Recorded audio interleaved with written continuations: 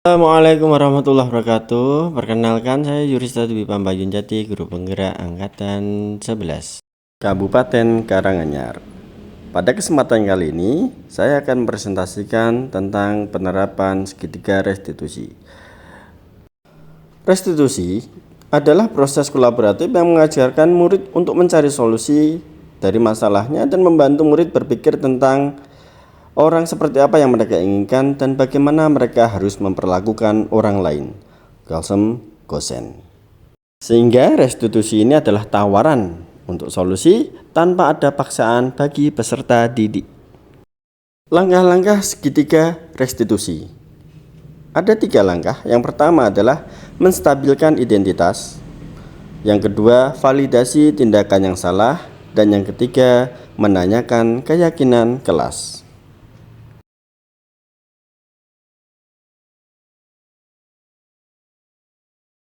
Disclaimer bahwa video yang kami tampilkan adalah penerapan segitiga restitusi dengan tokoh nama fiktif, dan kejadian ini adalah settingan sebagai referensi penerapan segitiga restitusi.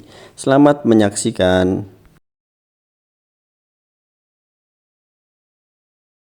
Mbak Karis, kira-kira sudah tahu belum kenapa kok kamu dipanggil Pak Yuris pagi ini? Karena saya terlambat masuk kelas ya Pak. Ya benar, karena Mbak Karis terlambat masuk ke kelas. Kira-kira perbuatan seperti itu menurut Mbak Karis bagaimana? Tidak baik Pak, Karis minta maaf Pak, Karis salah. Ya, tidak apa-apa, karena semua orang pasti pernah melakukan kesalahan. Sama seperti Pak Yuris pun demikian, pernah melakukan kesalahan sebagaimana yang dilakukan Mbak Karis. Tapi pada kesempatan kali ini kita tidak akan bahas siapa yang salah. Kita akan mencari solusi kira-kira bagaimana agar Mbak Karis datang tepat waktu. Coba ceritakan alasannya kenapa Mbak Karis kok bisa sampai datang terlambat setelah istirahat.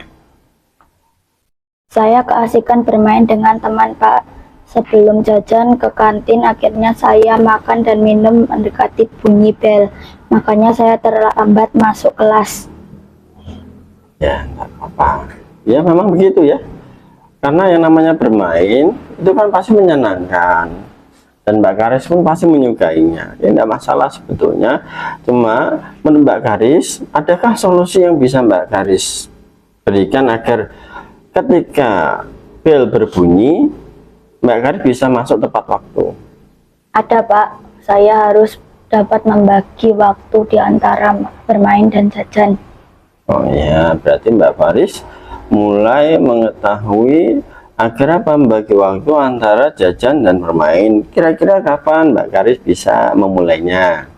Mulai besok Pak, saya akan berusaha dan berjanji untuk selalu tepat waktu. Oke Mbak Karis, bagus. Mbak Karis, masih ingat nggak keyakinan kelas yang kita buat bersama? Masih Pak. Oke, kira-kira keyakinan apa yang berkaitan dengan perilaku yang Mbak Karis lakukan hari ini? Disiplin dan menghargai waktu Pak. Bagus Mbak Karis. Jadi selanjutnya Mbak Karis ingin menjadi murid yang seperti apa? Saya ingin bisa menghargai waktu dan selalu tepat waktu Pak. Baik Mbak Karis, good job. Datang tepat waktu itu adalah bentuk sebuah komitmen yang bagus, yang semoga ini menjadi solusi buat Mbak Karis. Pak Yuris yakin kamu pasti bisa melanjutkan komitmen kamu tersebut sehingga menjadi peserta didik atau siswa yang lebih baik.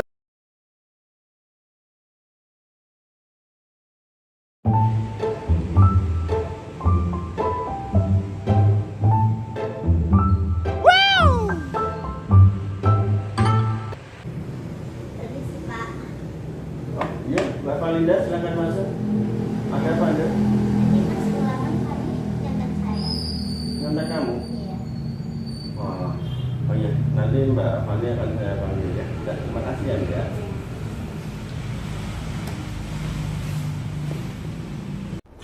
Mbak Fani, tahu nggak pagi ini kenapa Mbak Fani dipanggil Pak Yuris?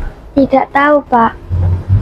Jadi begini Mbak Fani, waktu ulangan Pak Yuris melihat Mbak Fani mencontek Valinda. Benar atau tidak? Betul, Pak. Oke. Menurut Mbak Fani, perbuatan mencontek seperti itu bagaimana? Perbuatan tidak baik, Pak. Ya, perbuatan tidak baik. Tidak apa-apa. Setiap orang pasti pernah melakukan kesalahan. Tidak terkecuali Pak Yuris pun juga pernah melakukan kesalahan yang sama seperti Mbak Fani. Cuma di sini kita tidak akan membahas tentang siapa yang salah. Cuma Pak Yuris ingin tahu kira-kira apa alasan Mbak Fani melakukan perbuatan tersebut. Coba ceritakan ke Pak Yuris. Semalam tidak belajar, Pak, karena menonton televisi. Karena menonton televisi. Ya memang acara televisi itu bagus-bagus, menarik-menarik buat kalian. Cuma Mbak Fani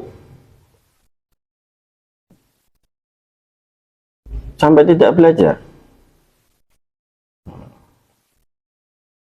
Mbak Fani masih ingat nggak keyakinan kelas yang kita buat bersama? Ingat, Pak. Apa keyakinan kelas yang terkait kejadian Mbak Fani ini? Jujur dalam bertindak, Pak. Oke, jujur dalam bertindak, bagus. Kira-kira apa yang harus Mbak Fani lakukan agar tidak mengulangi perbuatan tersebut? Berdoa kepada Allah dan berjujur Pada diri sendiri ya Mbak Fani, betul ya. Mbak Fani harus berdoa kepada Allah, jujur, dan juga apa Mbak Fani sebelum berangkat sekolah? belajar. Iya, persiapan belajar terlebih dahulu agar nanti ketika di sekolah Mbak Fani sudah siap. Nah, kira-kira kapan Mbak Fani akan memulai perubahan tersebut? Mulai hari ini, Pak, saya akan berubah lebih baik lagi, Pak. Bagus ya. Pak Yuris yakin Mbak Fani pasti punya kemampuan yang unik, yang berbeda-beda dengan temannya. Tidak perlu khawatir dengan jawabannya Mbak Fani. Selama Mbak Fani sudah belajar, Mbak Fani pasti bisa, insya Allah ya. Mbak Fani pasti akan jadi murid yang lebih baik lagi kalau sudah persiapan. Oke, terima kasih. Jangan diulangi lagi ya, Dok ya. Nah.